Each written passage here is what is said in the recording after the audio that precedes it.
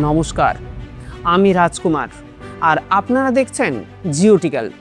আপনারা কি জানেন মাত্র এক সপ্তাহ আগে যে অপরিশোধিত তেলের দাম $70 নিচে ছিল, আজ তা 100 থেকে $120 ছাড়িয়ে গেছে। ভাবুন তো বন্ধু, আপনার পকেটের আর দেশের অর্থনীতির উপর এর প্রভাব কতটা ভয়ানক হতে পারে। বিশেষজ্ঞরা বলছেন এই দাম বৃদ্ধি ভারতের জিডিপি প্রায় 2% পর্যন্ত ক্ষতি হতে পারে।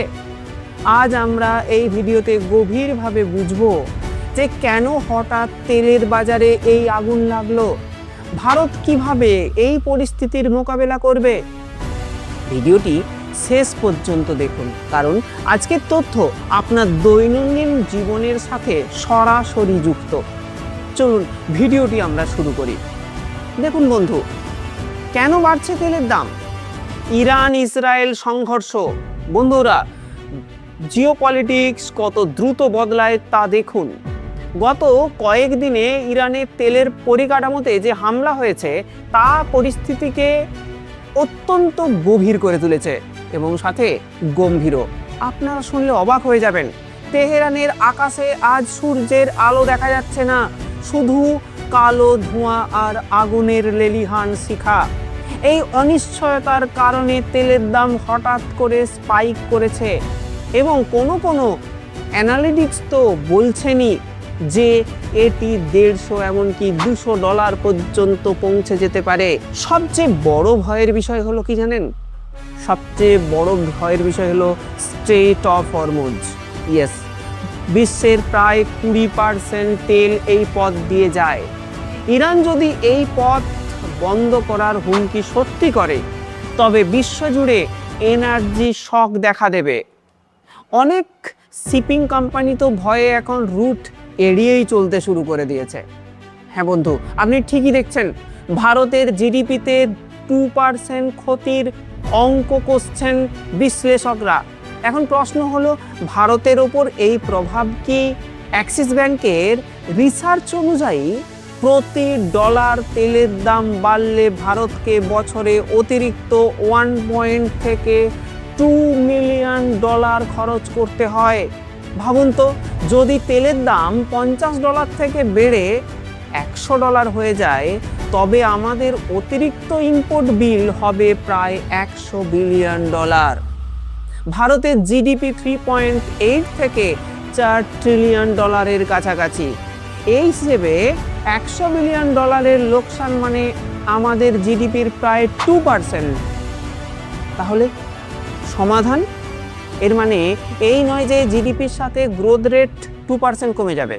এর মানে হলো যে টাকাটা দেশের উন্নয়ন বা পরিকাঠামোতে খরচ করতে পারত, সেটা আমাদের তেল কিনতেই ফুরিয়ে যাবে। দেখুন, ভারত বিশ্বের 3য় বৃহত্তম তেল উপভোক্তা এবং আমাদের চাহিদার 85% তেল বিদেশ থেকে আমদানি করি আমরা। তাহলে সমীকরণটা কি দাঁড়ালো? দেখুন, টাকার দাম এবং তেলের মুদ্রাস্ফীতি, এটা কিন্তু ভয়ানক প্রভাব ফেলেছে। তেলের দাম বাড়লে কেবল যে পেট্রোল ডিজেলের দাম বাড়বে তা নয়, এক ভয়াবহ চেইন রিঅ্যাকশন আছে। দেখুন, টাকার অবমূল্যায়ন। বিষয়টা কি? দেখুন, ভারত ডলারে তেল কেনে, তেলের দাম বাড়লে আমাদের ডলারের চাহিদা বাড়ে, যার ফলে টাকার মান পড়ে যায়। ইতিমধ্যে $1 সমান 92 টাকা ছাড়িয়ে গেছে। অনেকে আবার ভয় পাচ্ছেন যে এটি 100 টাকাও ছুঁয়ে যেতে পারে। দ্বিতীয়ত কি? তেল হলো ইউনিভার্সাল ইনপুট। যাতায়াত, চাষাবাদ, সার তৈরি সব কিছুতেই তেলের প্রয়োজন। তেলের দাম বাড়লে লজিস্টিক খরচ বাড়বে, প্রতিটি জিনিসের দাম অটোমেটিক্যালি বেড়ে যাবে। সরকার হয়তো পেট্রোল ডিজেলের দাম সরাসরি বাড়াচ্ছে না, কিন্তু যদি যুদ্ধ 3-4 মাস চলে, তবে সরকারের পক্ষেও দাম ধরে রাখা অসম্ভব হয়ে পড়বে।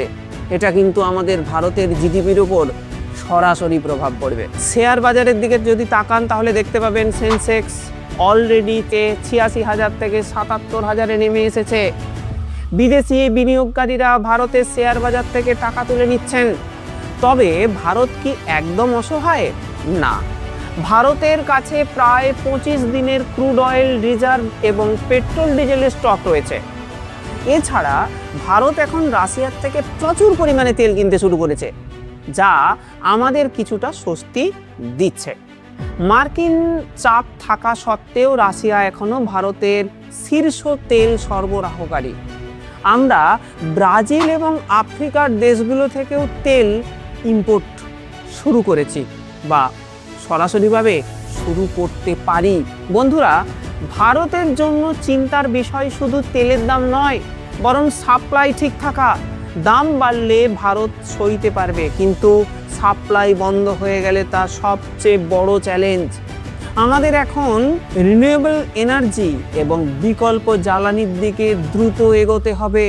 এটা ভারতকে ভাবতে হবে, শুধু ভারতবর্ষ নয়, আমরা ভারতীয়রা অর্থাৎ প্রত্যেকটি ভারতের আপামর জনসাধারণকে রিনিউয়েবল এনার্জি বা গ্রিন এনার্জির দিকে মাথা ঢোকাতে হবে, যাতে আমরা গ্রিন এনার্জি ইউজ করতে পারি। আপনার কি মনে হয়, ভারত কি পারবে এই অর্থনৈতিক ধাক্কা সামলাতে? নিচে কমেন্ট করে অবশ্যই জানাবেন।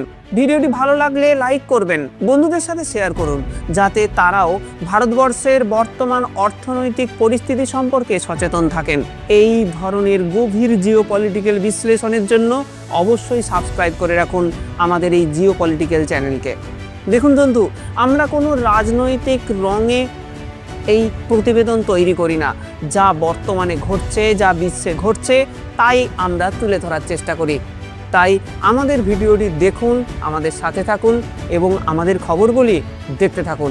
জয় হিন্দ, বন্দে মাতরম। দেখা হচ্ছে পরের ভিডিওতে। ততক্ষণ পর্যন্ত ভালো থাকবেন, ভালো রাখবেন।